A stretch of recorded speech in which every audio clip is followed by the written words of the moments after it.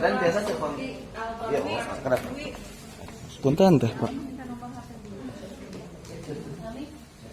Baik, Bapak Ibu yang saya hormati, mohon izin kita akan melanjutkan sesi yang kedua di materi DHT dengan tema budaya positif. Bismillahirrahmanirrahim. Assalamualaikum warahmatullahi wabarakatuh. Alhamdulillahirabbil alamin wa bihi nasta'inu ala umuri dunya waddin wassalatu wassalamu ala asrofil anbiya'i wal mursalin wa ala alihi washabihi ajma'in amma ba'du. Puji syukur kita panjatkan kehadirat Allah Subhanahu wa taala. Shalawat dan salam semoga selamanya tercurah kepada junjungan kita Nabi besar Muhammad sallallahu alaihi wasallam, tidak lupa kepada para keluarganya, para sahabatnya, hingga kita sebagai umatnya sampai hari kiamat nanti. Amin ya Allah ya rabbal alamin. Bapak Ibu, bagaimana, masih tetap semangat? Alhamdulillah. Izin untuk kesempatan kali ini saya akan memaparkan satu materi tentang budaya positif, bagian daripada rangkaian guru penggerak. Dan Bapak Ibu, mungkin materi ini juga sekarang sedang dipelajari di versi PDP Jawa Barat. Oleh karena itu, mohon izin kepada guru-guru saya di sini, kepada para senior, tidak berniat saya untuk menggurui, kita hanya berbagi ide dan gagasan saja. Ingin mencoba untuk merumuskan dan membuat sebuah formula bagaimana implementasi budaya sekolah khususnya di SMA 1 Batu Jajar. Selanjutnya Bapak Ibu silakan untuk mengisi terlebih dahulu link dari Menti yang sudah saya siapkan di info kedinasan. Mohon kesediaannya Bapak Ibu untuk mengisi link tersebut sebagai ice breaking mengawali di perjumpaan kita kali ini. Tugasnya Bapak Ibu untuk menuliskan satu nilai positif khusus untuk SMA Negeri 1 Batu Jajar. Nilai positif yang seperti apa untuk mewujudkan budaya positif di sekolah? Apa Pak? Nilai positif. Nilai positif. Pertanyaannya mungkin sudah.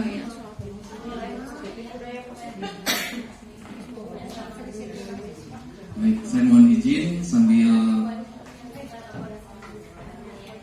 berdiri.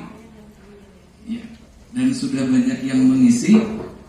Yang pertama, menurut Bapak Ibu guru, nilai positif apa yang harus dimiliki oleh peserta didik di SMA Negeri 1 Batu Jajar untuk mewujudkan budaya positif di sekolah?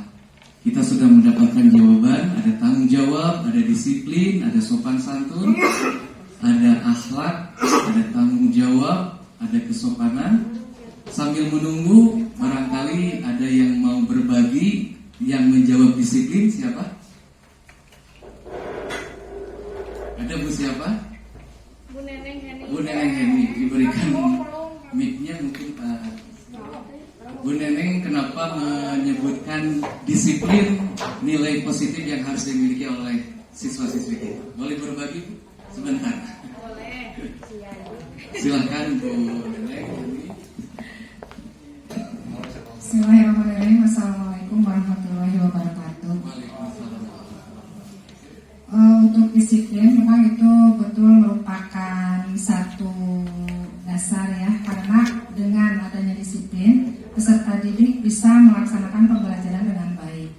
Dari mulai disiplin waktu, tidak terlambat ke kelas, disiplin melaksanakan atau menjalankan tugas-tugas dari guru, itu berkaitan kan dengan nilai. Lalu disiplin mengikuti aturan yang sudah diterapkan di sekolah, misalnya membuang sampah pada tempatnya. Lalu disiplin ketika melakukan upacara tidak sampai menggunakan atribut yang tidak seharusnya digunakan oleh siswa. Baik, terima kasih untuk Bu Neneng Heni. Selanjutnya mohon izin yang menjawab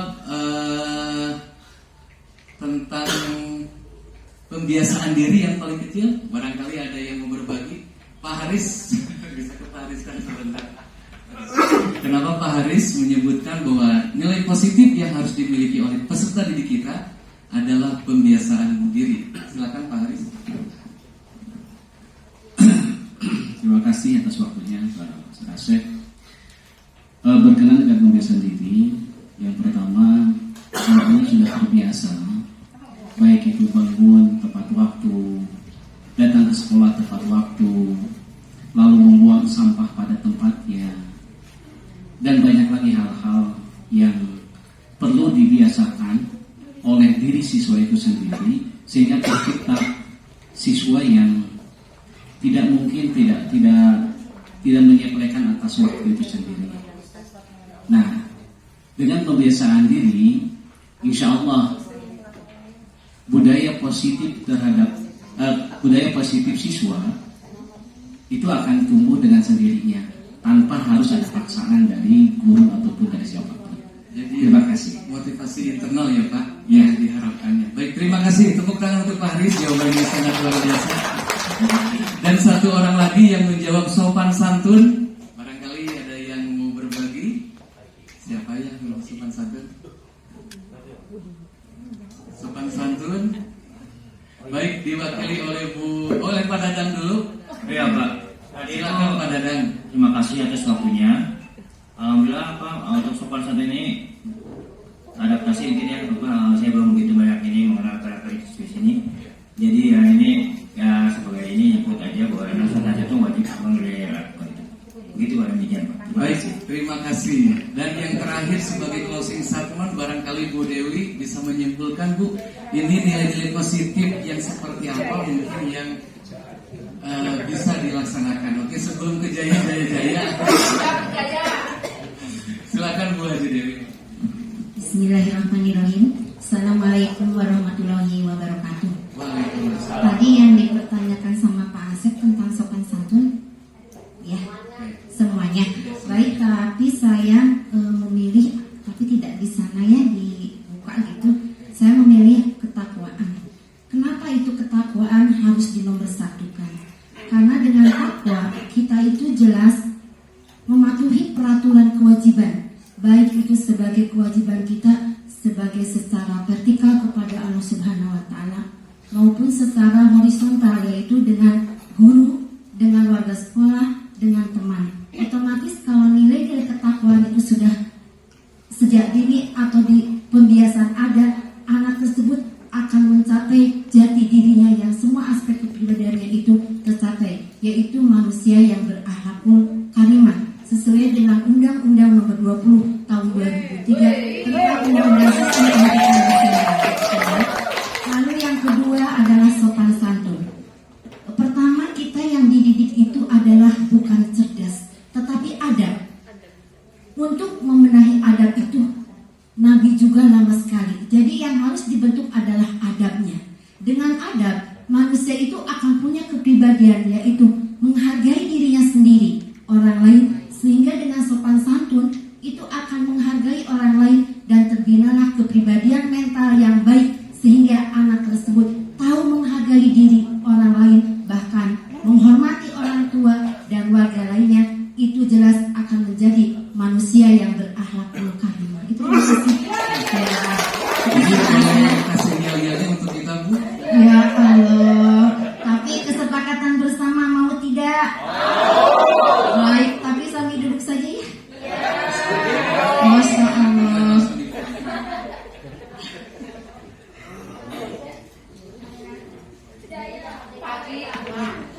Baik, karena ini bukan siswa, kita adalah guru ya, kita manggil dari gurunya aja. Terima kasih. Kemarin Pak Guru paling bersemangat, sekarang juga harus lebih bersemangat ya. Maaf, ini mas sebagai intermezzo saya kirimkan ke suami saya, Pak Gugum katanya hebat nomor 1 ya. Semangat sekali. Siapa Ilham juga ya, karena tentunya adalah sebagai kesiswaan harus lebih bersemangat. Terima kasih ya. Baik, maaf kalau saya bilang dulu jawabannya kemarin Indonesia. Kalau Indonesia jawabannya Merdeka. Kalau Merdeka jawabannya Jaya, Jaya, Jaya. Baik, dengan kompak dan semangat. Terima kasih untuk Pak Asep. Iya, baik. Guru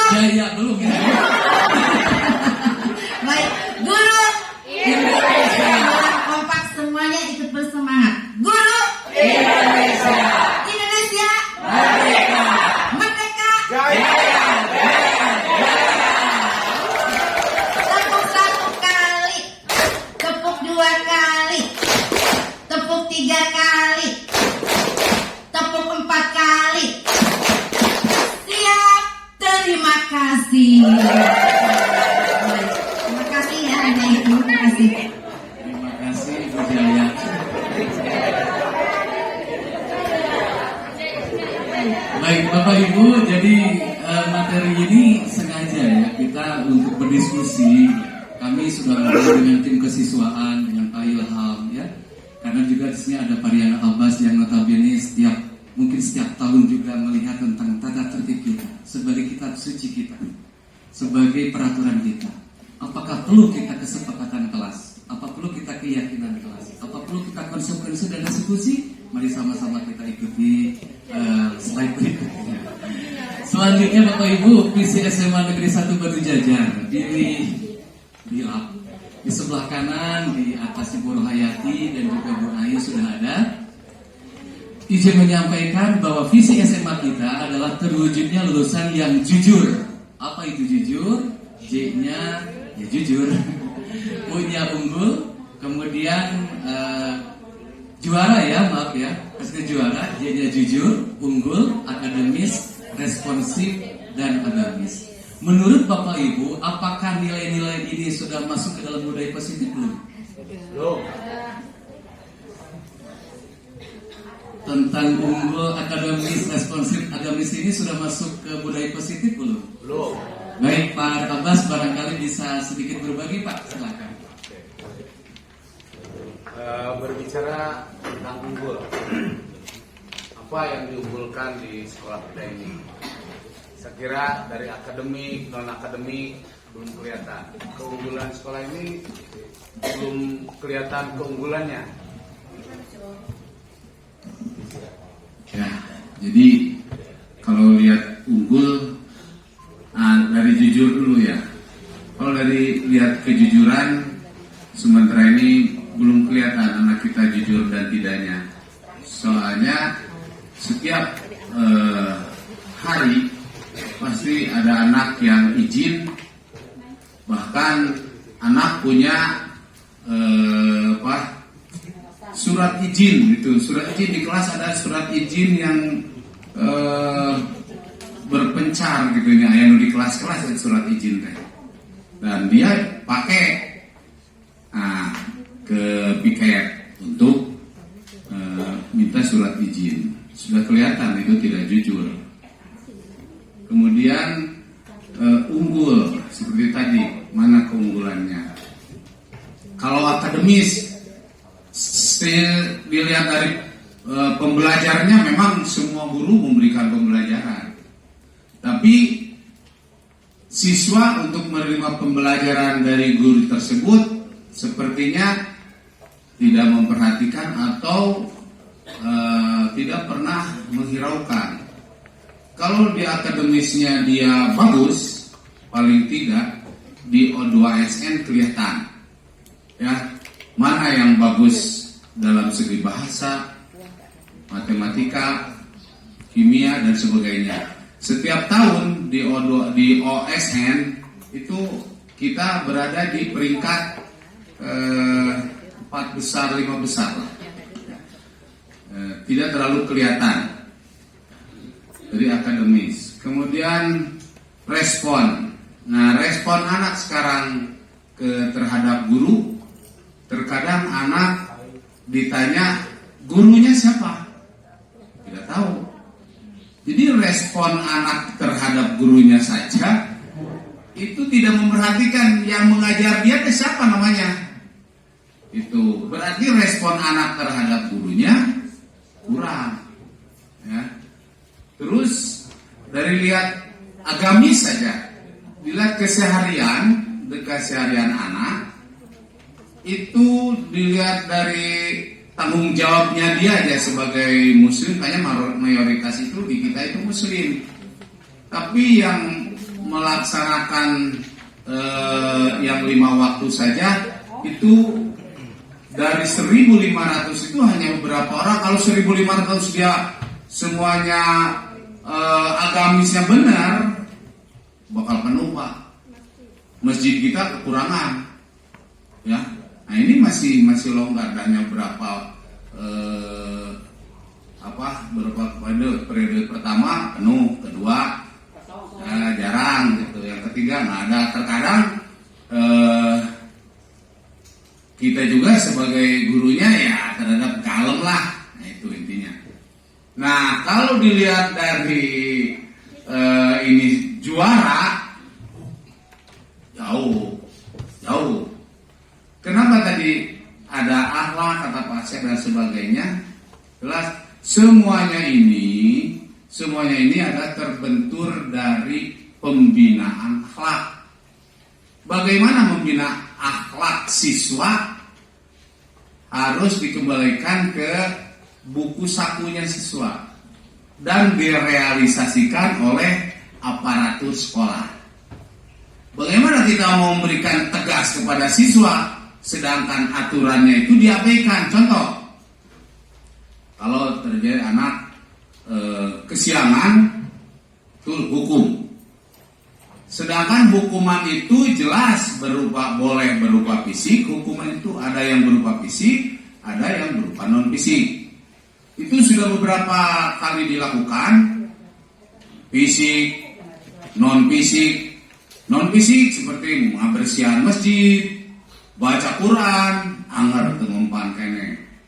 Geus jalan jongkok, geus semua dipoe dan sebagainya, tetap tidak jalan. Jadi bagaimana caranya supaya membina akhlaknya siswa kita disesuaikan dengan buku saku yang ada, direalisasikan oleh semua guru. Itu yang harus kita miliki sekarang, kita kembangkan lagi. Jadi sehingga yang ada di buku saku itu seolah-olah dimatikan atau dikubur. Padahal buku saku itu sudah lengkap semuanya. Tapi sekarang tidak berlaku karena pembinaan akhlak itu tidak bisa dilakukan oleh guru agama saja, ya. Tapi pembinaan akhlak siswa itu harus dilakukan oleh semua guru dan kompak. Kita itu tidak kompak, Pak. Ya, terkadang ada yang mendukung, terkadang biarin aja lah. Dasiur ke orang tua, dasiur atau ke kepala sekolah. Nah itu artinya tidak sama, ya. Jadi intervensi, guru itu. Jadi bagaimana caranya? Ujungnya itu membina akhlaknya dulu. Membina akhlak itu bukan supaya siswa takut dengan aturan kita. Bagaimana supaya siswa bisa menjalankan, direalisasikan oleh kesiswaan, kurikulum dan semua guru. Nah, baru itu akan berjalan, akan terjadi visi misi SMA akan muncul di situ. Beberapa tahun tidak ada prestasi yang diunggulkan baik akademik maupun non akademik SMA Negeri 1 Batu Jajar. Tuntas mengajar, tapi hasil tidak ada. Itu, ya. Jadi yang dimohon untuk visi misi SMA Negeri 1 Batu Jajar sekarang masih belum terrealisasi. Itu Pak Sen. Baik, luar biasa. Terima kasih. Tepuk tangan. Ini PR bagi kita dengan permasalahan tadi yang disampaikan oleh rekan kita. Mari sama-sama kita mencari jalan keluarnya, mencari solusinya. Kalau perlu kita buat kesepakatan sekolah. Kita turunkan menjadi kesepakatan kelas. Kita buat kesepakatan kelas dan akhirnya ini menjadikan sebuah keyakinan kelas. Kalau itu terwujud, PR yang tadi disampaikan oleh Pak Abbas lambat laun akan tercapai. Setuju Pak Ibu Guru? Baik, izin menyampaikan terlebih dahulu slide berikutnya.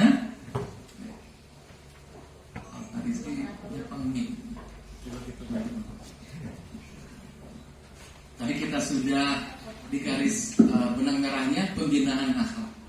Mohon izin Bapak Ibu semua, jadi budaya positif ini memang sudah diatur di dalam Standar Nasional Pendidikan. Peraturan Pemerintah Nomor 4 Tahun 2022 sebagai perubahan SNP 57 Tahun 2021. Mohon untuk dicermati, dalam rangka menciptakan lingkungan yang positif, maka setiap warga sekolah dan pemangku kepentingan perlu saling mendukung, menghayati, dan menerapkan nilai-nilai kebajikan yang telah disepakati bersama. Untuk dapat menerapkan tujuan mulia tersebut, maka seorang pemimpin pembelajaran perlu berjiwa kepemimpinan sehingga dapat mengembangkan sekolah dengan baik agar terwujud suatu budaya sekolah yang positif sesuai dengan standar kompetensi pengelolaan yang telah ditetapkan. Tujuan mulia dari penerapan disiplin positif, kita lihat, adalah agar terbentuk murid-murid yang, kata Pak Abbas, yang beretika, beradab, berkarakter, berdisiplin, santun, jujur, peduli, bertanggung jawab, dan merupakan pembelajar sepanjang hayat sesuai dengan standar kompetensi lulusan yang diharapkan. Lanjutnya Pak Rizky. Ini capaian yang akan saya sampaikan pada kesempatan kali ini. Selanjutnya, lingkungan yang aman dan nyaman berbasis disiplin positif di sekolah akan berdampak secara maksimal pada perkembangan dan pembentukan karakter peserta didik. Selanjutnya, dalam disiplin positif, yang pertama, budaya positif transformasi pendidikan itu dipelopori oleh filosofi Ki Hajar Dewantara. Bahwa filosofi KHD itu pendidikan yang menuntun dan manusia merdeka. Sehingga dalam budaya positif ada elemen-elemen yang pertama tentang teori kontrol atau choice theory dari William Glasser. Selanjutnya, dalam teori ini Anda tidak bisa mengontrol orang lain, hanya Anda yang bisa mengontrol diri sendiri. Selanjutnya, semua perilaku memiliki tujuan. Kemudian, modal berpikir menang-menang, kolaborasi dan konsensus menciptakan pilihan-pilihan, baru pengembangan komunitas berbasis aset atau kekuatan. Dan realitas kebutuhan kita berbeda. Kita berusaha memahami pandangan orang lain tentang dunia, setiap orang memiliki gambaran yang berbeda. Dalam budaya positif juga dikenal dengan istilah makna disiplin positif dan nilai-nilai kebajikan universal. Selanjutnya ada teori motivasi, ada 5 posisi kontrol, dan ada 5 kebutuhan dasar manusia. Ini bagian dari budaya positif yang kita akan coba aktualisasikan di SMA 1 Batu Jajar. Selanjutnya Pak Rizky. Yang tadi saya sebutkan, di dalam budaya positif itu ada 6 elemen. Yang pertama, disiplin positif dengan nilai kebajikan universal. Yang kedua, teori motivasi, hukuman, penghargaan dan restitusi. Yang ketiga, keyakinan kelas, yang tadi PR untuk kita semua. Kebutuhan dasar manusia dan dunia berkualitas, restitusi, 5 posisi kontrol, dan segitiga restitusi. Baik, kita akan coba untuk berdiskusi lagi dengan teman-teman semua. Dilanjutkan Pak Adi. Ada miskonsepsi nih. Penerapan budaya positif berarti tidak ada aturan atau konsekuensi. Setuju atau tidak? Baik, Mai, barangkali ada alasannya, Pak.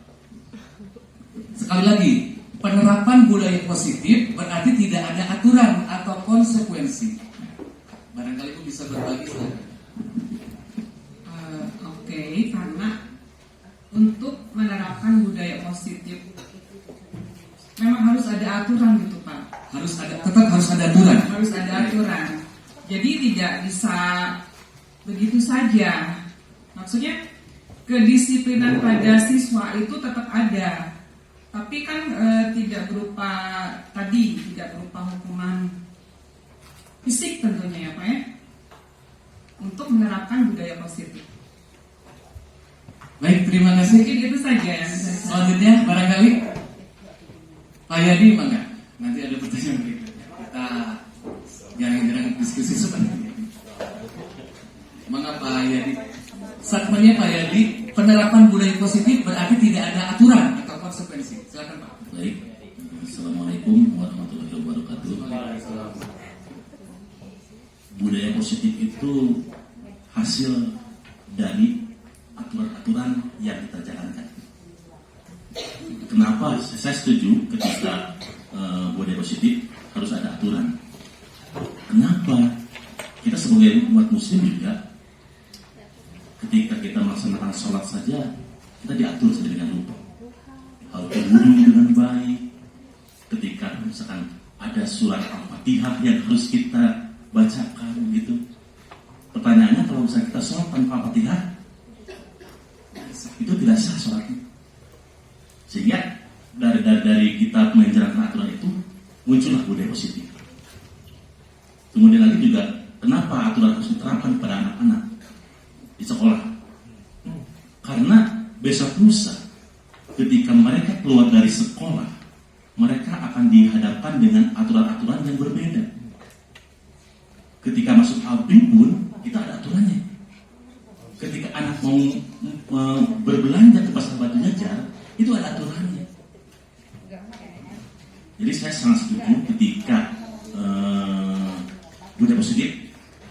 menjalankan aturan.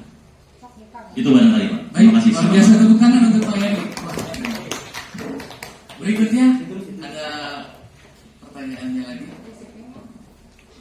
Biarkan mic-nya sama yang aja pada sini bagian. Dari penjelasan yang kami himpun, Bapak Ibu semua, dalam hidup bermasyarakat selalu ada tatanan atau aturan dengan konsekuensi dari setiap tindakan yang dilakukan oleh anggota masyarakat. Dalam penerapan budaya positif, guru melatih kesadaran murid melalui pemahaman bahwa tatanan dan konsekuensi hadir untuk memberikan keselamatan dan kebahagiaan kepada diri sebagai manusia dan anggota masyarakat. Sehingga tantangan tersebut dipatuhi bukan karena takut konsekuensi, tetapi karena kesadaran diri ingin mewujudkan nilai-nilai yang berharga. Selanjutnya Pak Rizky, ada pertanyaan lagi. Dengan membuat keyakinan kelas dan ditempelkan di depan kelas, maka sudah cukup.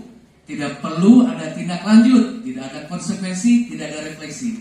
Barangkali ada yang mau berbagi? Tolong dicermati dulu. Dengan membuat keyakinan kelas dan ditempelkan di depan kelas, maka sebenarnya sudah cukup. Tidak usah lagi ada konsekuensi, tidak ada refleksi. Setuju atau tidak? Ya. Kenapa tidak setuju? Yang baru berbagi satu kalimat saja, Bu Haji silakan. Kenapa tidak setuju? Baik ya, untuk jawaban tidak, tapi sebenarnya ini ada kaitannya dengan pertanyaan yang tadi nomor 1 ya, bahwa keyakinan kelas itu harus ada.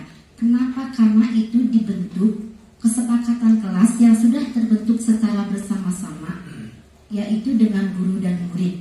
Nah itu akan menjadi keyakinan kelas, di mana kita tahu bahwa budaya positif itu adalah nilai-nilai kebaikan yang secara universal disepakati bersama. Nah itu akan menjadi keyakinan kelas, dan itu tidak hanya ditempelkan saja di kelas, jelas itu ada tindak lanjutnya atau follow up ya, dan itu ada konsekuensinya serta refleksi. Tetapi di sini yang perlu kita pahami itu bahwa siswa itu kesadarannya harus tumbuh dari dirinya sendiri, sehingga dia menjadi internalisit ya, yaitu kebiasaan yang dominan yang baik. Dia sadar sendiri, kenapa saya melakukan itu, dan bagaimana refleksinya, dia sadar begitu. Jadi bukan hanya secara paksaan atau secara hukuman, yang baiknya adalah pembiasaan diri, tumbuh dari kesadaran sendiri sehingga nanti bisa merefleksi bersama. Contohnya aja, kalau misalnya kesempatan kelas yang telah kita bangun, nomor 1 kita berdoa, selalu berdoa pas belajar atau sudah belajar. Keduanya, kelas bersih. Coba kelasnya yang kotor atau yang di bawah meja, yang di bawah silahkan ambil. Itu secara spontan anak kan akan mengambil sampah tersebut. Jadi anak mengerti akan hak dan kewajibannya. Otomatis dia secara pribadi merefleksi dirinya dan bagaimana tindak lanjutnya. Terima kasih, hanya itu saja. Luar biasa. Jadi ada masih 2 PR yang saya tanggap. 1, pembinaan alat dari Pak Abbas. Yang kedua, endingnya atau closingnya dari budaya positif adalah muncul motivasi intrinsik. Ini masih perlu dibahas ya Bu Haji ya. Silakan Pak Rizky. Jadi kesadaran itu hadir dalam diri internal, betul ya. Sementara hukuman atau penghargaan memberi hadiah dalam bentuk barang atau status, konsekuensinya maupun apresiasi semuanya hadir dari luar diri yang diberikan oleh orang lain. Kita perlu dibahas nih, apakah motivasi eksternal masih tetap perlu? Untuk menghadirkan kesadaran ini dibutuhkan konsistensi dari seluruh komunitas sekolah dan sistem pendukung untuk melakukan tindak lanjut, memastikan konsekuensi dijalankan dengan bertanggung jawab dan diskusi atau refleksi setiap saat. Langkah-langkah dalam menghadirkan kesadaran ini merupakan salah satu contoh melatih murid dan guru dalam berpikir lambat menggunakan bagian otak luhur. Pertanyaan terakhir, barangkali Pak Rizky. Semua masalah yang berkaitan dengan budaya positif cukup saja diselesaikan dengan restitusi. Setuju atau tidak? Kita belum membahas restitusi. Semua masalah yang berkaitan dengan budaya positif diselesaikan dengan restitusi. Dan jawabannya kita coba dijelaskan Pak Rizky. Segitiga restitusi merupakan salah satu pendekatan disiplin positif untuk menyelesaikan permasalahan siswa terkait pelanggaran aturan. Pendekatan ini menekankan pada dialog, tanggung jawab, dan pemulihan alih-alih hukuman. Bapak Ibu, dalam segitiga restitusi itu nanti ada 3 tahapan. Apakah segitiga restitusi cocok relevan dengan sekolah kita? Dengan kultur yang berbeda, dengan karakteristik yang berbeda. Ketika kita posisi guru sebagai pemantau, sebagai penghukum, sebagai pembuat merasa bersalah, apakah itu sudah cukup? Apa kita tetap dengan normatif ingin menjadi seorang guru yang manajer? Ngeharapkan orang kali itu mudah-mudahan biasa sadarnya lirawe, kita kada dihukum. Atau sudah kita dengan bahasa yang persuasif saja, nunggu saja mereka itu hadir motivasi internalnya. Apakah tata tertib di kita harus tetap dicanangkan? Nah itu PR bagi kita, sehingga budaya positif itu bisa terrealisasi. Selanjutnya Pak Rizky, oke, ini dilewat saja. Siap. Oke, menunjukkan lagi. Terus, baik, Bapak Ibu, kita akan masuk ke bagian 1, disiplin positif dan nilai-nilai kebajikan universal. Kita akan coba rubah paradigma kita dari teori stimulus ke dalam teori kontrol. Bisakah kita mengontrol seseorang?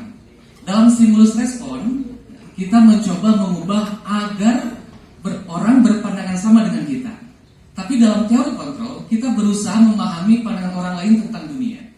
Berikutnya, perilaku buruk dilihat sebagai suatu kesalahan. Tapi dengan teori kontrol, semua perilaku memiliki tujuan. Selanjutnya, orang lain bisa mengontrol saya, itu stimulus respon. Tapi dalam teori kontrol, hanya Anda yang bisa mengontrol diri kita, diri Anda sendiri. Berikutnya, saya bisa mengontrol orang lain, tapi dalam teori kontrol, Anda tidak bisa mengontrol orang lain. Berikutnya, Pak Rizky, pemaksaan ada pada saat rujukan gagal, kolaborasi dan konsensus menciptakan pilihan-pilihan baru. Sebagaimana nih refleksinya aktualisasi di lapangan, nah ini kita tidak mesti harus kan, tapi yang terpenting bagian-bagian yang paling krusial kita coba implementasikan. Mana stimulus respon yang masih dipertahankan, atau mana yang harus kita rubah paradigmanya menjadi teori kontrol. Selanjutnya Pak Rizky, disiplin. Nah ini disiplin, mungkin Bapak Ibu sering baca-baca tentang disiplin, hanya mengulas saja ya. Ini berasal dari bahasa Latin yang artinya belajar. Mana dari disiplin ini berkonotasi dengan disiplin dari murid-murid Socrates dan Plato. Disiplin diri membuat orang menggali potensinya menuju sebuah tujuan apa yang dia hargai. Kemudian, namun dalam budaya kita, mana kata disiplin telah berubah menjadi sesuatu yang dilakukan seseorang pada orang lain untuk mendapatkan kepatuhan. Kecenderungan umumnya adalah menghubungkan kata disiplin dengan ketidaknyamanan, bukan dengan apa yang kita hargai atau pencapaian suatu tujuan mulia. Normatifnya seperti ini. Tapi di lingkungan kita, tetap kita harus punya tata tertib, tetap kita harus punya makna disiplin. Karena saya ngobrol dengan Pak Ilham pun dulu sekolah kita dengan Pak Yadi terkenalnya dengan sekolah yang disiplin. Marwah disiplinnya harus tetap ada. Jangan sampai nanti kita membuat keyakinan kelas, kesepakatan kelas, tapi nilai-nilai tatibnya kita mulai luntur. Jadi keyakinan kelas itu harus beriringan disesuaikan dengan tata tertib sekolah. Hanya mungkin nanti redaksi keyakinan kelas dan kesepakatan kelasnya kita mulai kepada nilai-nilai yang positif. Kita akan lihat. Selanjutnya, nilai-nilai kebajikan universal itu adalah sifat positif manusia yang merupakan tujuan mulia yang ingin dicapai setiap individu. Nilai-nilai tersebut bersifat masih umum, masih holistik, dan lintas bahasa, suku, bangsa, agama maupun latar belakang. Ini saya ambil dari beberapa teori kontrol. Setiap perilaku perbuatan memiliki suatu tujuan. Dari William Glasser, mungkin yang pernah buka PMM, reaksi nyata, atau pasti muncul dengan nilai kebajikan ini. Selanjutnya Pak Rizky, dari Diana Goshen ini dengan mengaitkan nilai-nilai kebajikan yang diyakini seseorang, maka motivasi intrinsiknya akan terbangun, sehingga menggerakkan motivasi dari dalam untuk dapat mencapai tujuan yang diinginkan. Nilai-nilai kebajikan universal itu banyak. Bapak Ibu tadi di awal mengisi Menti kan, menti.com, ya, ada yang menjawab sopan santun, kejujuran, disiplin, apalagi ya, keteladanan, banyak ya, akhlak. Ini saya ambil dari nilai-nilai kalimat saja Yang pertama, beriman, bertakwa kepada Tuhan Yang Maha Esa dan berakhlak mulia, mandiri, bernalar kritis, berkebinekaan global, bergotong royong dan kreatif. Kata Pak Abbas, kalau etika adabnya kita tuangkan dalam hal seperti ini, insya Allah PR-PR sekolah kita, terutama untuk menuju kepada visi juara, insya Allah akan mudah kita akan capai. Selanjutnya Pak Rizky, yang kedua, teori motivasi, hukuman, penghargaan, dan restitusi. Ini bahasan setuju atau tidak setuju? 1. Hukuman di sekolah dapat mendisiplinkan anak. Bagaimana Bu, setuju atau tidak? Hukuman di sekolah dapat mendisiplinkan anak. Setuju. Baik. Yang kedua, pemberian hukuman dengan hal positif seperti membaca atau membersihkan halaman sekolah dapat meningkatkan disiplin anak. Setuju atau tidak?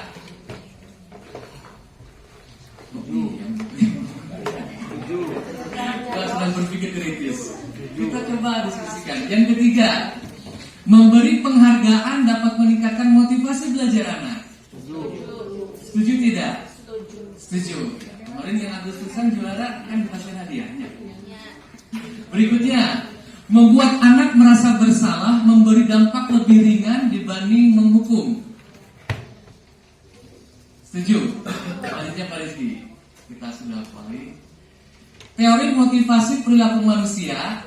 Nah ini kita kenal dengan motivasi 2. 1 motivasi internal, 2 motivasi eksternal. Yang tadi disampaikan Bu Dewi itu bagaimana caranya anak muncul dengan sendirinya nanti motivasi internal. Dan saya analisa memang endingnya budaya positif itu adalah bagaimana caranya nilai-nilai yang muncul dari diri, motivasi intrinsiknya mulai muncul. Tapi pertanyaannya di sekolah kita, apakah kita langsung mengharapkan anak-anak kita muncul budaya positif dari motivasi internal? Harus ada motivasi eksternal. Apa itu motivasi eksternal? 1, ini walaupun untuk menghindari ketidaknyamanan atau hukuman, tapi tetap motivasi eksternal itu menurut saya itu masih tepat. Yang kedua, untuk mendapatkan imbalan dari orang lain itu maksudnya motivasi eksternal. Sedangkan yang motivasi internal itu tujuan daripada disiplin positif itu sendiri. Untuk menghargai diri kita sendiri, saya akan menjadi orang yang seperti apa bila saya melakukannya. Nah, itu mungkin diksinya perlu kita analisa bersama. Menurut Ki Hajar Dewantara, merdeka itu artinya tidak hanya terlepas dari perintah, akan tetapi juga cakap buat pemerintah diri sendiri.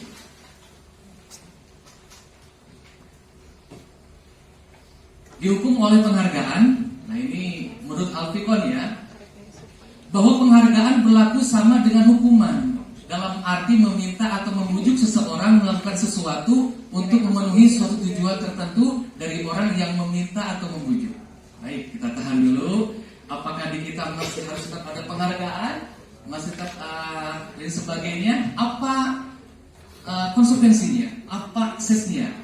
Lanjutnya Pak Rizky. Dihukum oleh penghargaan ini menurut yang disampaikan itu dari pengaruh jangka pendek dan jangka panjang. Kemudian dari penghargaan itu dikategorikan, diasumsikan sebagai menghukum. Penghargaan dapat mengurangi ketepatan, penghargaan tidak efektif. Itu karena menurut jangka pendek itu penghargaan bisa merusak hubungan. Kemudian penghargaan bisa disebut menghukum karena penghargaan menurunkan kualitas. Penghargaan mengurangi ketepatan, penghargaan mematikan kreativitas, penghargaan tidak efektif, penghargaan mengurangi motivasi intrinsik. Tapi saya sering ngobrol juga dengan Pak Ustadz Guru. Nah ini saya sering, sebelum menyampaikan ini saya sudah berani ya kalau tidak respon itu. Yang motivasi apa ya? Dalam Al-Quran itu kan tentang peringatan, tentang kabar gembira, tentang azab itu kan sudah jelas. Bapak Ibu ya, sudah jelas. Di sekolah pun saya kira hukuman harus tetap ada, penghargaan bagaimana harus tetap ada. Tinggal kita sepakat bentuk rewardnya yang seperti apa supaya motivasi internalnya bisa muncul. Karena kalau kita mengandalkan motivasi intrinsik saja, anak nampaknya dengan kultur kita masih terasa cukup sulit. Tetap harus anak diiming-iming dengan sebuah hadiah ataupun juara. Tapi bagaimana caranya ketika anak mencapai tujuan tersebut, munculnya bukan dari motivasi eksternal, tapi dari motivasi internal. Itu mungkin bahasan yang harus terus kita diskusikan. Selanjutnya Pak Rizky, bentuk penghargaan atau kebajikan ini yang normatifnya. Beberapa hal dalam apresiasi pengakuan perlu diingat. Satu, beri pengakuan secara khusus, beri pengakuan secara pribadi, beri pengakuan kepada semua murid bergantian, beri pengakuan secara konsisten, dan fokus kepada proses. Jadi anak kalau sudah motivasi internalnya menjadi sebuah habit, kebiasaan, dia mau juara atau tidak, itu dia sudah muncul. Tapi tetap pahalanya orang yang sholat berjamaah itu kan Rasulullah sudah menyampaikan. Yang sholat berjamaah pahalanya adalah 27 rakaat. Yang sholat di Masjidil Haram itu sama dengan 100.000 rakaat dibanding sholat yang lain. Itu kan juga iming-iming dulu kan. Sehingga kita muncul dari motivasi eksternal, muncul motivasi internal, ingin melaksanakan sholat berjamaah. Begitupun tentang disiplin. Silakan Pak Rizky. Ini contoh pengakuan apresiasi kebajikan. Pembukanya kemarin saya perhatikan misalnya, rasa empatimu besar sekali situasinya pada saat menolong murid baru di kelas kita. Lanjutkan saja Pak Rizky. Baik, kita diskusi lagi. Saya sambil minum dulu. Yang pertama, tidak apa kita sampaikan. Mencatat 100 kali di dalam buku kalimat. Saya tidak akan terlambat lagi karena terlambat sekolah. Menurut Bapak Ibu itu hukuman atau konsekuensi? Coba dilihat Pak Rizky. Tepuk tangan dulu Bapak Ibu. Yang kedua, lari mengelilingi di lapangan basket 2 kali karena terlambat hadir di sekolah. 3. Murid diminta untuk push up 15 kali karena tidak menggunakan masker di sekolah. Nah, ya, sekarang sudah tidak ada maskernya lagi. Menggantikan kertas tugas teman yang telah dicoret-coret. 5. Membersihkan tumpahan air di meja tulis karena tersenggol pada saat belajar. Betul semua.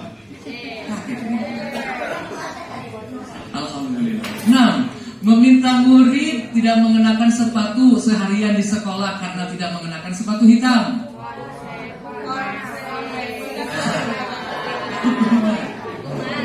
Saya mau izin kepada gubernur PJK dulu ya. Ini nomor 7. Lari mengelilingi lapangan basket 2 kali karena terlambat 10 menit untuk pelajaran PJOK.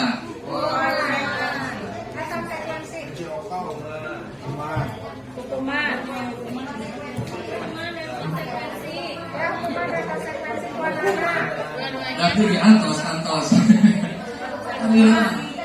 Pandalnya udah bisa diatur. Dan jawabannya Pak Rizky konsekuensi. Selanjutnya Pak Rizky. Yes. Ini Bapak Ibu yang barusan kita vote itu hukuman, konsekuensi, dan restitusi. Kalau hukuman itu sesuatu yang menyakitkan harus terjadi. Kalau konsekuensi sesuatu harus terjadi. Kalau restitusi merupakan pilihan. Hukuman itu tidak nyaman untuk murid anak untuk jangka waktu panjang. Konsekuensinya tidak nyaman untuk murid anak untuk jangka pendek. Tapi kalau restitusi menguatkan untuk murid anak dalam jangka waktu yang panjang. Normatifnya, kalau hukuman itu korban mendapatkan keadilan. Konsekuensi korban bisa diabaikan, restitusi korban mendapatkan ganti. Dan yang terakhir, dengan hukuman murid anak akan tersakiti, konsekuensi murid anak dibuat tidak nyaman, murid anak mendapatkan penguatan. Ini yang saya terima. Walaupun secara pribadi kita perlu diskusi nih. Ada yang berbagi tentang statement ini, silakan. Barangkali 1-2 orang. Baik, kalau tidak ada, Pak Rizky dilanjutkan lagi. Ini masih jadi kalau hukuman itu ada asumsinya adalah yang negatif. Kalau konsekuensi itu netral, kalau restitusi positif. Nah pertanyaannya, yang positif itu restitusi itu kalau kesepakatan dan keyakinan kelasnya sudah ada. Kalau keyakinan kelasnya belum ada, kita tidak bisa menyiapkan restitusi. Jadi endingnya budaya positif itu, keyakinan kelas itu dapat wujud kalau keyakinan kelasnya sudah ada, kesepakatan kelasnya sudah ada. Apakah tertibnya harus tetap ada? Harus tetap ada. Kita menyesuaikan dengan tertib. Saya konsul dengan Masil dan instruktur bagaimana, apakah tata tertib dengan keyakinan sekolah bisa disamakan? Tidak, harus tetap terpisah. Justru keyakinan kelas, kesepakatan sekolah itu menyesuaikan tata tertib sekolah sebagai kitab suci atau tata tertib di SMA Negeri 1. Lanjutnya Pak Rizky. Nah ini yang kita bahas tentang restitusi. Baik Pak. Berikutnya, restitusi itu adalah proses menciptakan kondisi bagi murid untuk memperbaiki kesalahan mereka sehingga mereka dapat kembali ke kelompok mereka dengan karakter yang lebih kuat. Baik, selanjutnya restitusi. Ciri-ciri restitusi: 1. Belajar dari kesalahan. 2. Memperbaiki hubungan. 3. Menawarkan. 4. Restitusi diri, menuntut untuk melihat ke dalam diri, mencari kebutuhan dasar, berfokus pada karakter, berfokus pada solusi, mengembalikan murid yang berbuat salah pada kelompoknya. Berikutnya, keyakinan kelas. Saya akan berikan contoh-contoh saja Pak. Mengapa tidak peraturan saja? Mengapa harus keyakinan kelas? Nah, kita lihat dulu pada kita lihat. Mengapa kita memiliki peraturan harus menggunakan helm? Ini contoh kasusnya. Mengapa kita memiliki peraturan harus menggunakan helm bila mengendarai kendaraan roda 2? Pertanyaan berikutnya. Mengapa kita memiliki peraturan membuat sampah di tempatnya? Peraturan yang ketiga. Mengapa kita memiliki peraturan harus datang tepat waktu pada saat mengikuti pelatihan?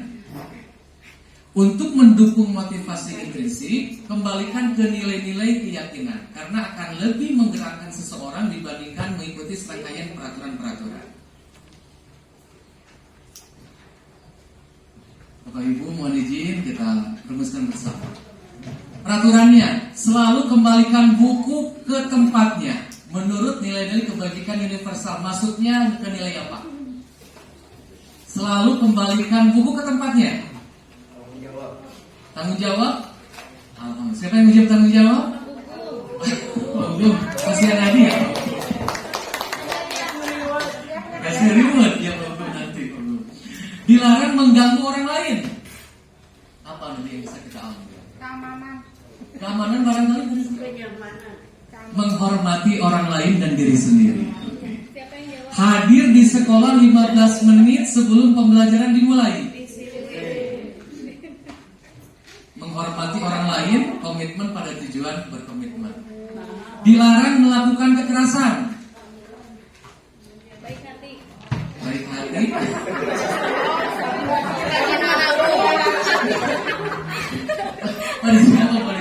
Keselamatan Bu ya, Yu ya. Menghormati orang lain. Dilarang menggunakan narkoba. Untuk apa? Untuk kesehatan. Padahal mana kesehatan? Bergantian atau menunggu giliran?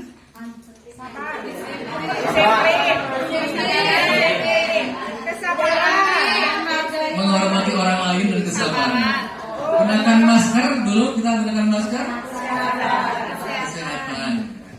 Jangan berlari di kelas atau koridor. Keselamatan. Baik Bapak Ibu. Nilai-nilai yang tadi itu ini adalah kebutuhan yang harus dimiliki oleh siswa kan? Termasuk oleh kita juga. Selanjutnya Pak Rizky. Terus. Nah ini contoh dari kesepakatan kelas. Bapak Ibu mungkin sudah membuat ya, baik bentuknya sebagai kontrak kerja, peraturan kerja.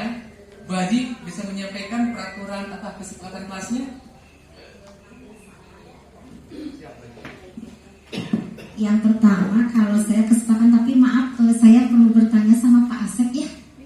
Baik, semua mungkin guru-guru pas awal pembelajaran itu sudah membuat kesepakatan kelas dan hasil kesepakatan guru dengan siswa. Nah, kemungkinan tadi ada kata-kata dari uraian itu harus ditempel. Nah, ditempelnya itu kalau di kelas ini, satu kelas itu ada 10, ada 16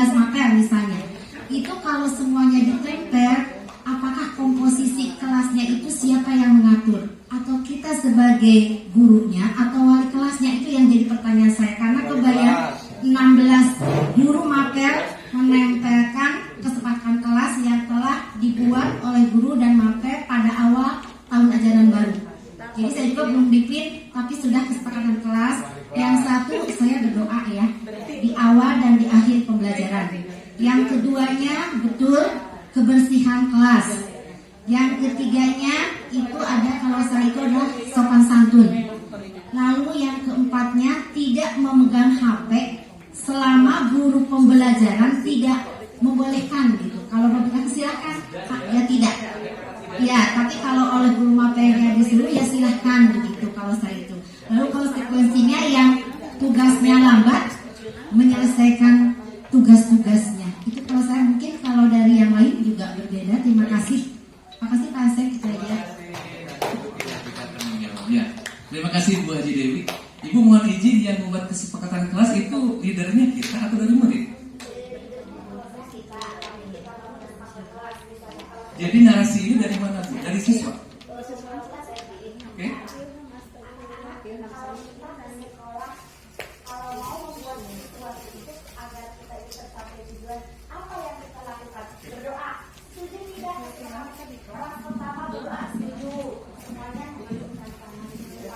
Jadi bukan kita yang membuat, tapi berdasarkan masukan dari, itulah keyakinan kelas dan kesepakatan kelas. Baik.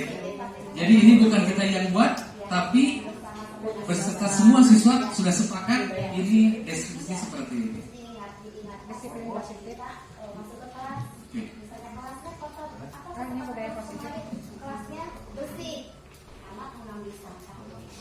Baik, baik, terima kasih, luar biasa. Jadi dulu Pak Rizky. Bapak Ibu, dalam keyakinan kelas itu, ini ada teori seperti ini. Ada tampak seperti dan tidak tampak seperti. Contoh, yang tampak seperti yang positif, datang tepat waktu. Yang tidak tampaknya sering hadir terlambat. Yang tampaknya menyapa teman dan guru setiap hari. Kalau tidak tampaknya teracu kepada teman dan guru. Yang sebelah kiri ini adalah diagram X dan diagram Y ya. Dengan kita lihat nih adab atau perilaku siswa kita, yang terlihatnya apa, yang terdengarnya apa, yang berlakunya apa. Apakah anak-anak kita sudah tersenyum ramah, memberikan salam hormat, berjabat tangan,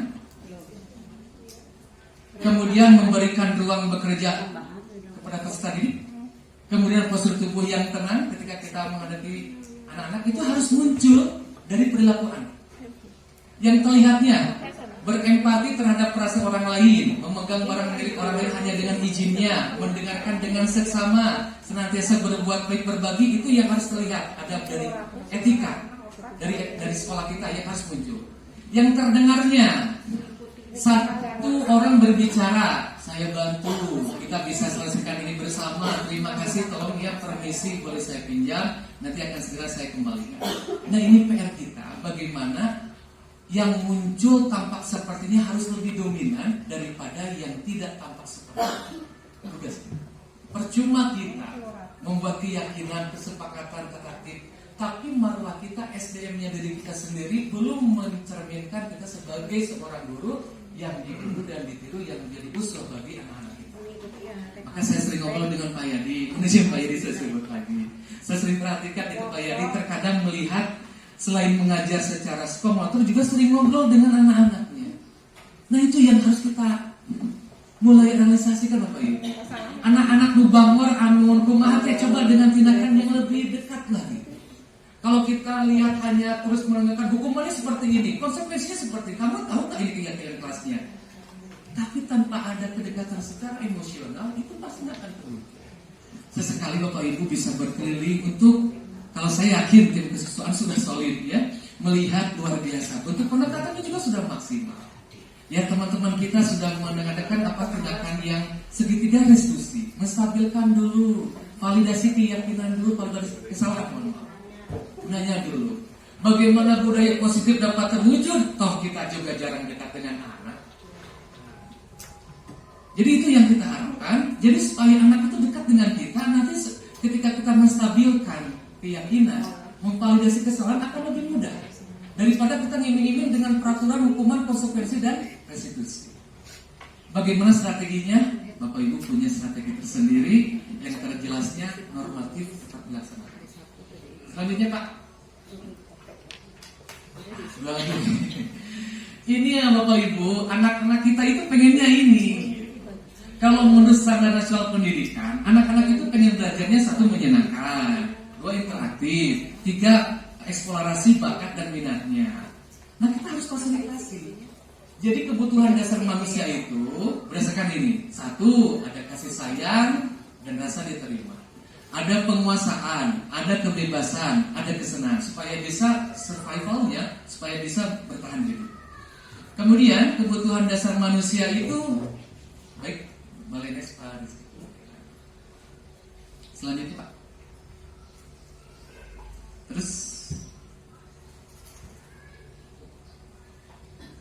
nah dari apa yang diinginkan oleh anak itu yang tadi tentang kebutuhan yang mendasar, tentang kesenangan, tentang rasa ingin dihargai. Bagaimana caranya seorang guru memposisikan sebagai 5 posisi kontrol? Ada yang pernah buka di modulnya mungkin Mbak Jitina masih ingat 5 posisi kontrol seperti apa saja? Dibantu dengan teman-temannya. 1 Bu Mira, penghukum. Penghukum itu yang seperti apa Bu Mira? Kita bicara yang penghukum yang seperti apa? Kalau siswa tidak sesuai dengan aturan atau ini nanti langsung dihukum gitu sama gurunya. Apa kita pernah menjadi seorang guru yang penghukum? Pernah, termasuk saya. Kemudian dihukum. Bangga Bapak. Berikutnya Pak. Nah ini Bapak Ibu semua, penghukum pembuat orang merasa bersalah, dan yang sebelah kirinya teman, pemantau, dan manajer. Menurut teori ini, penghukum dan pembuat orang bersalah itu dikategorikan sebagai identitas gagal karena kontrolnya dari luar, motivasi eksternal. Tapi kalau kita sebagai teman, pemantau, dan manajer, itu identitasnya berhasil atau sukses. Dan identitasnya berhasil sukses sebagai rangka untuk manajer. Tapi jujur secara pribadi, kelima-lima ini mungkin Bapak Ibu masih tetap dilaksanakan. Sampai hari ini, apakah masih tetap kita sebagai penghukum, pembuat orang merasa bersalah, teman, pemantau, dan manajer? Kalau menurut saya juga pasti melakukan kelima. Tapi bagaimana caranya? Kita coba nanti mengaktualisasikan hukuman membuat orang merasa bersalah, teman pemantaunya menjadi seorang manajer. Karena begini Pak, ada anak yang dibentuk oleh karakter di keluarganya dengan polanya orang tuanya sebagai penghukum. Setuju? Ada keluarga yang dengan dengan konsep membuat orang merasa bersalah. Untuk tujuannya untuk mendidik. Endingnya mungkin banyak juga yang berhasil. Ketika mereka dibentak-bentak di rumah, datang ke SMA 1 Batu Jajar, kita menggunakan restitusi dengan gaya manajer. Kan bawa asuh. Pak Abdi mah dia di bumi oke biasa dibentak-bentak Pak. Akhirnya di bageran. Apakah ada mungkin kasus seperti itu? Nah ini mungkin Bapak Ibu semua. Jadi saya pun pernah menjadi seorang penghukum, membuat orang merasa bersalah sebagai teman, sebagai pemantau. Tetapi ending dari budaya positif, kita coba kalau keyakinan kelasnya sudah didapatkan, kalau segitiga restitusi sudah kita pahami, ayo kita sudah mulai coba untuk kayak manajer. Ada beberapa slide lagi Pak Rizky. Terus siap. Next. Ini Pak Ibu. Nomor 1, saya kecewa sekali dengan kamu. Itu gayanya apa Bu? Membuat orang merasa bersalah. Ini untuk membedakan. Saya kecewa sekali dengan kamu. Nilai kecil, Abu Rahman kecewa saya. Nah kita itu gurunya sebagai membuat orang merasa bersalah. Kalau sebagai penghukum, kamu tidak pernah benar melakukannya. Jadi salah oleh. Just. Kalau sebagai teman, ayolah lakukan demi Bapak Ibu supaya bisa disesuaikan Bapak Kepala Sekolah atau Bapak Beraya wae. Cing bager cing soleh. Itu sebagai teman. Kalau pemantau, apakah kamu mau mendapatkan stiker bintang hari ini? Itu sebagai pemantau. Tapi kalau sebagai manajer, kita kenal dengan restitusi, segitiga restitusi. Jadi kita menstabilkan dulu, memvalidasi dan menanyakan keyakinan. Bagaimana kamu bisa menyelesaikan masalah ini? Mudah-mudahan motivasi indeksnya sudah mungkin. Ketika misalnya anak yang terlambat dan sebagainya, kita coba stabilkan dulu. Kemudian kita tanya. Kalau kata Pak Yadi mah, cing peraturan hukum hasil yang mana? Oh yang memang harus seperti itu, harus ada lontaran seperti itu, supaya anak muncul segmennya bahwa mereka itu mau melaksanakan dan menjadi habit bukan karena motivasi yang eksternal. Selanjutnya Pak Rizky, segitiga restitusi. Nah ini yang terakhir mungkin. Segitiga restitusi itu yang pertama menstabilkan identitas, validasi kebutuhan, menanyakan keyakinan. Boleh diambil satu kasus enggak? Kalau ada anak yang tidak mengikuti pelajaran kita.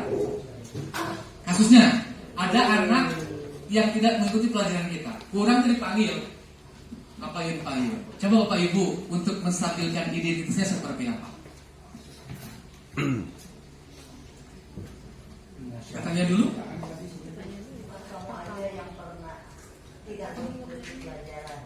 Bukan kamu aja yang tidak pernah ikut mengikuti pelajaran. Itu seorang guru menanyakan, menstabilkan identitas. Kita naik yang keduanya, validasi kebutuhan. Kamu punya alasan. Kamu punya alasan kenapa kamu nggak ikut pelajaran saya? Apa alasannya? Nggak ikut. Baik.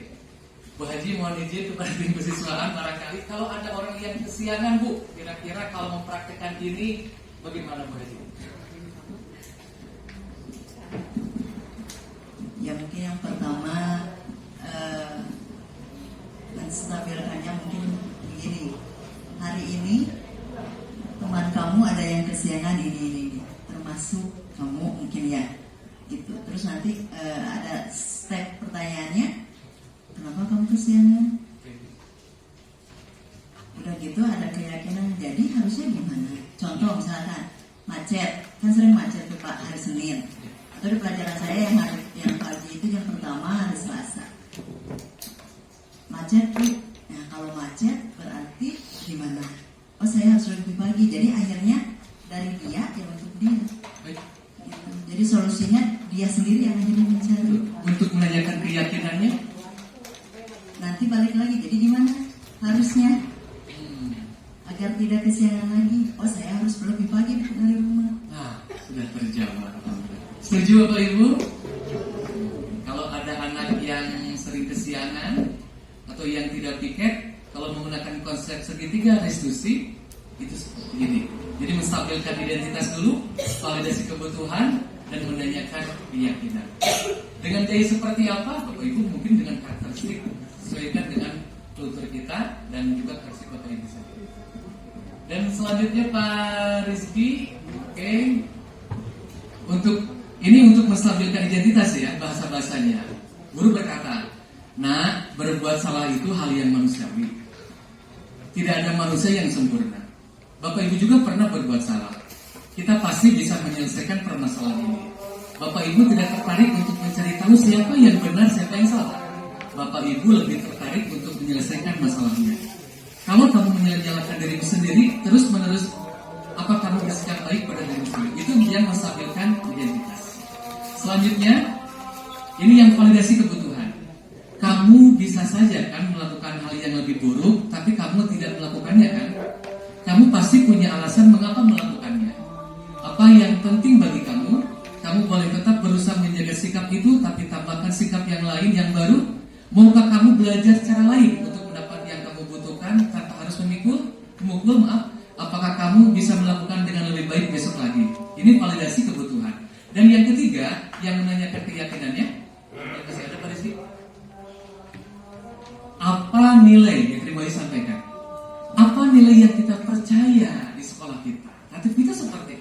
keyakinan kelas seperti apa? Ayo, Bapak pengen dengar. Kamu bilang kepada Bapak. Yang kalian paham tentang kita apa? Nilai-nilai universal apa yang telah kita sepakati, nah? Kelas yang ideal itu seperti apa? Jadi anak menjawab untuk masalah. Dan terakhir Pak Rizky,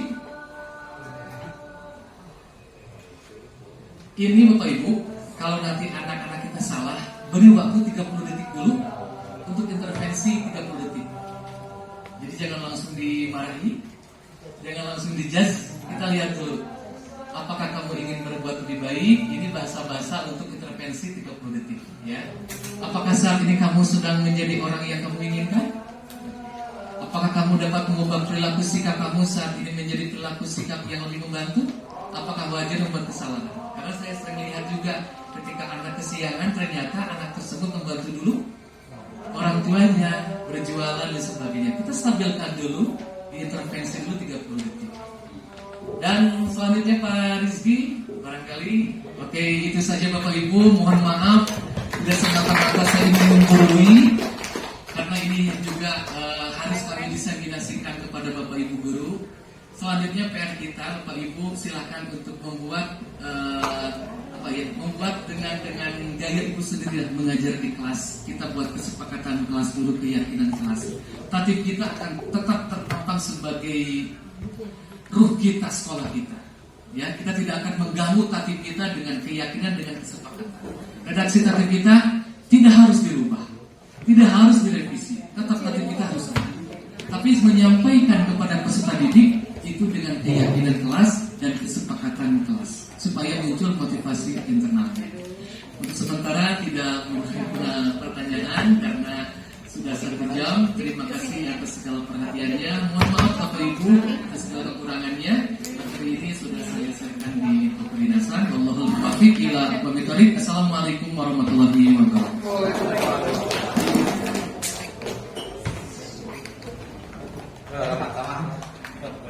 Assalamualaikum Hici. Waalaikumsalam Bapak. Oke, Hici gimana kabarnya? Alhamdulillah sehat. Baik, Hici nggak apa-apa nih Bapak panggil hari ini. Nggak apa-apa Pak. Iya, gini Hici, Bapak tuh mendengar laporan dari petugas piket kelas.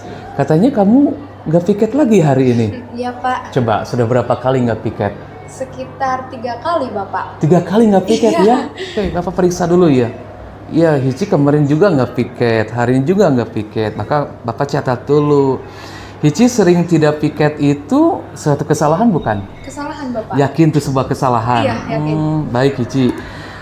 Kesalahan itu memang manusiawi Hici. Bapak juga pernah berbuat kesalahan. Tapi yang terpenting, kamu bisa mengambil hikmah dari pelajaran itu. Supaya kita tidak berbuat salah lagi. Apalagi tidak piket, itu sebuah kesalahan. Nanti ke depannya, Hici harus bisa lebih piket lagi. Setuju kan? Setuju Bapak. Baik. Kita cari solusinya nih supaya nanti Hici nggak piket lagi. Baik. Hici itu kan sering terlambat sampai 3 kali. Pasti punya alasan. Banyak. Coba terangkan ke Bapak alasannya apa. Aku tuh males Pak buat piket kelas, soalnya kelasnya terlalu kotor, jadi aku capek Pak. Gitu. Karena capek jadi nggak mau piket Hici Iya. itu ya. Tapi kan itu bagian daripada keyakinan kelas yang kita sepakati kan? Iya Pak. Oke, kalau tidak piket, itu sesuai keyakinan kelas? Enggak? Tidak. Oke, menurut kamu keyakinan kelas apa yang sudah kamu langgar? Soal tanggung jawab Bapak. Soal tanggung jawab. Jadi tanggung jawab memang perlu kita tingkatkan lagi. Sehingga memang dengan tanggung jawab kita merasa nanti punya bentuk rasa disiplin juga. Ya. Kalau kita piket, kita bisa membantu rekan-rekan di kelas juga. Tapi bayangkan kalau misalnya Hici tidak piket. Berarti kan nanti ada satu petugas yang merasa tidak terbantu. Makanya Bapak harapkan nanti Hici bisa piket lagi gitu ya. Baik Hici, kira-kira langkah Hici ke depannya supaya Hici bisa piket lagi seperti apa? Untuk memenuhi tanggung jawab saya sebagai diri sendiri, juga untuk teman-teman saya Bapak. Baik, Hici jawabannya sudah Bapak terima, itu sebagai bentuk tanggung jawab. Mudah-mudahan Hici nanti ke depannya bisa lagi piket lagi, bentuk tanggung jawab lagi ya. Terima kasih Hici, mudah-mudahan nanti Hici bisa terus berkoordinasi juga. Bapak juga akan nanti sampaikan juga kalau ada temuan lagi. Setuju kan? Setuju Bapak. Baik, terima kasih Hici ya. Maaf Baik, sudah Bapak, mengganggu. sama-sama. Assalamualaikum warahmatullahi wabarakatuh. Perkenalkan, nama saya Hici Aryani. Saya dari kelas 12 MIPA 1. Terima kasih kepada Bapak Asep Saiful sebagai guru saya. Senang sekali diajak diskusi dengan Pak Asep untuk menemukan solusi atas kesalahan yang telah saya lakukan.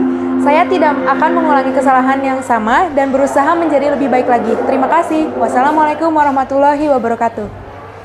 Assalamualaikum Fabian. Waalaikumsalam Bapak. Bagaimana kabarnya hari ini? Alhamdulillah sehat. Alhamdulillah sehat. Oke, Fabian, mohon maaf ya sebelumnya ya. Bapak panggil Fabian ke sini untuk mengklarifikasi ini. Data yang Bapak ambil nih, Bapak mendengar laporan dari guru piket. Katanya kamu sering datang terlambat ya? Iya Bapak. Oke, berapa kali kamu datang terlambat? Udah sekitar 5 kali Bapak. 5 kali ya? Iya. Baik, Bapak akan periksa dulu. Ya memang di hari-hari kemarin juga kamu terlambat. Hari ini pun Fabian juga terlambat. Fabian, sering terlambat itu suatu kesalahan bukan? Iya Pak, kesalahan. Yakin itu sebuah kesalahan ya? Iya, Pak. Baik Fabian, kesalahan itu manusiawi. Bapak juga pernah membuat kesalahan. Tapi yang terpenting, kesalahan itu kita ambil pelajarannya supaya kita tidak mengulangnya kembali dan bisa dijadikan pembelajaran. Itu ya yang nanti Bapak sampaikan juga kepada teman-teman yang lainnya juga. Fabian, kita cari solusi bersama ya. Setuju tidak? Setuju Bapak. Oke, Fabian ini sering datang terlambat. Alasannya kenapa Fabian sering datang terlambat? Akhir-akhir ini tuh pola tidur aku jadi berantakan. Jadi aku tuh daripada aku nggak ngapa-ngapain, jadi main HP. Ternyata udah tengah malam. Jadi sampai aku tidur tuh bangun-bangunnya udah kesiang. Dan pasti akan kesiangan itu ya Iya. datang. Dan pasti akan terlambat juga. Oke. Kamu tahu keyakinan kelas yang sudah kita sepakati? Tahu Bapak? Oke, kalau tahu datang terlambat ke sekolah itu sesuai dengan keyakinan kelas kita tidak? Enggak Pak. Baik, kalau gitu menurut kamu keyakinan kelas apa yang sudah kamu langgar? Tentang kedisiplinan Bapak. Tentang kedisiplinan, oke. Menurut kamu disiplin itu penting nggak? Penting banget Bapak. Oke, bisa dijelaskan kenapa sebegitu pentingnya kedisiplinan? Karena kedisiplinan tuh bisa membantu aku biar gak terlambat sekolah dan menghargai waktu Bapak. Baik, betul sekali yang disampaikan oleh Fabian. Dengan kedisiplinan, kita bisa menghargai diri sendiri dan juga teman-teman. Dengan tidak datang terlambat, berarti kita juga sudah disiplin kepada diri sendiri. Dan kita juga nanti tidak akan ketinggalan pelajaran dan lain sebagainya. Selanjutnya, langkah Fabian supaya Fabian tidak akan terlambat lagi bagaimana? Aku bakal ngurangin begadangnya aku untuk mencoba buat biar gak begadang lagi sehingga gak terlambat sekolah Bapak. Baik, jawabannya sudah jelas. Jadi Bapak sudah mengklarifikasi, Fabian sudah berjanji kepada diri sendiri dan juga kepada Bapak tidak akan terlambat lagi. Ya, terima kasih Fabian ya. Sekarang kamu boleh masuk kelas. Ya, Oke, terima kasih. Action. Assalamualaikum warahmatullahi wabarakatuh. Nama saya Fabian Saputra dari kelas 12 MIPA 1. Terima kasih kepada Pak Asep Saiful sebagai guru saya. Senang sekali diajak diskusi dengan Pak Asep untuk menemukan solusi atas kesalahan yang telah saya lakukan. Saya tidak akan mengulangi kesalahan yang sama dan berusaha menjadi lebih baik lagi. Wassalamualaikum warahmatullahi wabarakatuh.